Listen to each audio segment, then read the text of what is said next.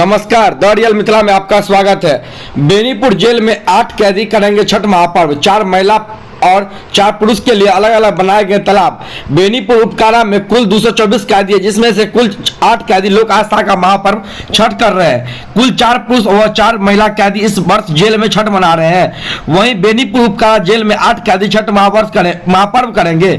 इसकी तैयारी को लेकर जेल प्रशासन द्वारा की गई है। उपकारा बेनीपुर में कुल 224 कैदी है, जिसमें से 8 कैदी लोक आस्था के महापर्व छठ कर रहे हैं।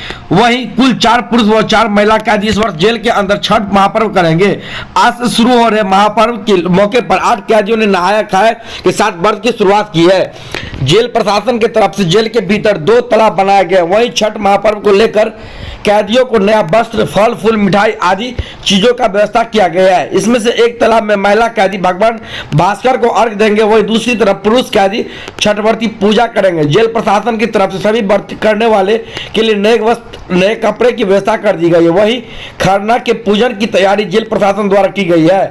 बेनीपुर उपकारा के जेलर भजन दास ने जानकारी दिया है कि जेल में 8 कैदियों द्वारा छठ महापर्व मनाई जाएगी। वहीं शनिवार को सभी व्रत करने वाली कैदियों ने नहाए खाए के साथ छठ पर्व की शुरुआत की है। ये सभी खरना का व्रत करेगी, जिसकी तैयारी कर ली गई है।